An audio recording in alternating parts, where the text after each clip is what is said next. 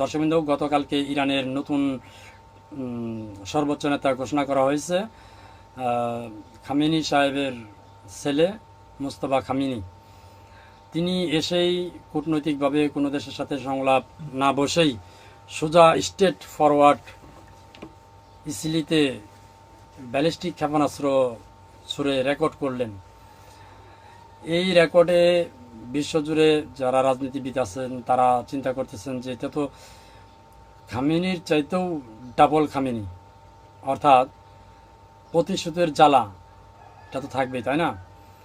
তো সেই সংঘাতে কারোর সাথে খামেনি সাহেবের ছেলে মোস্তফা খামেনি তিনি বলছেন কোনো সংলাপ নয়, কোনো আলাপ নয়, যুদ্ধ চলছে, যুদ্ধ চলবে।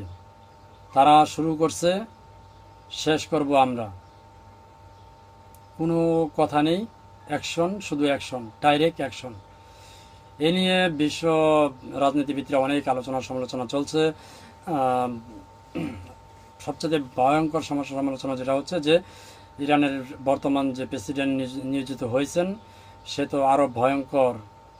সুতরাং যুদ্ধ যে কোনোভাবেই হোক, এই যুদ্ধ খুব দ্রুত থামানোর ব্যবস্থা করতে হবে। এখন পশ্চিমা বিশ্ব আলোচনা করছে, ইতিমধ্যে ডোনাল্ড ট্রাম্প বলছে অতি দ্রুত এই যুদ্ধ থেমে যেতে পারে এবং থামার উচিত। ইভেন এ নিয়ে রাশিয়ার প্রেসিডেন্টও ট্রাম্পকে ফোন করছে, বলছে যে যুদ্ধ থামা উচিত। তো এই যুদ্ধ যদি লাগাতার 6 মাস থাকে, সারা বিশ্বে কিন্তু সংকটে পড়ে যাবে। ইভেন কি এই যুদ্ধে যদি কোনো না কোনোভাবে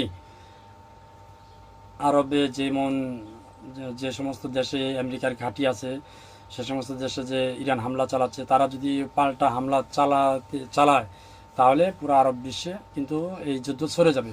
আর যদি ছড়ে যায় তৃতীয় বিশ্বযুদ্ধ কনফার্ম। আর এই তৃতীয় বিশ্বযুদ্ধ হলে আমেরিকার পতন ঘটবে। ইভেন কি নতুন শাসক হিসাবে ধারণা করা হচ্ছে রাশিয়া, চীন বা ইরান হলেও হতে পারে। দেখা যাক। ইরানের জন্য দোয়া এবং ভালোবাসা রইল।